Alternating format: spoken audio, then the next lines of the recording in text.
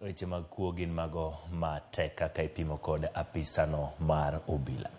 Japuonjre manotimo penj mar klas 12 e skund sekondar ma St. Peters Abwao e sub-county ma Suna West koro kidekre mchopo lek mare mar somo kaluwore ni duoko mare pod sikul odagi chiwo nikech pok otieko chulo omenda mar somo. Japuonjre Byron Owande Otieno ma en nyathi kich kendo osebedo mana kodak kodagi chakre tinne ne onego bed ni osedonjo mbalariany ma Kenyatta kama oluonge mondo oyud tiegruok mar puonj. Kata kamano nyaka sani pok odonjo nikech duoko mare pok omiye kod tend sikundno. Otieno mane onego bed ni osedonjo mbalariany dwe mokalo pod nitie dala nikech ok onyal yudo duoko mare mar penj maduong' nikech pok otieko chulo omenda mar somo.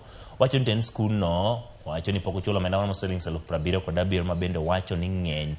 Otieno mane ochako sombe skund sekondar ma St. Peters Abwao e klas 11 kuok e skul machielo kama notime penj mar klas 12 mokwongo to ne ok odhi maber. Wacho ni owinjore kotend skundno ne dhi chulo omenda mar shillings 3,000 kuom tam ka tam.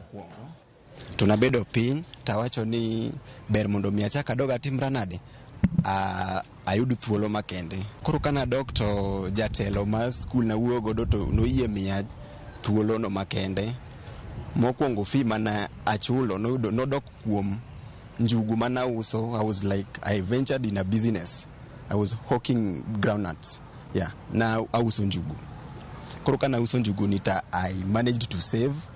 Mano oketa for my uniforms. Mana dhia join at St. Peters Abwao.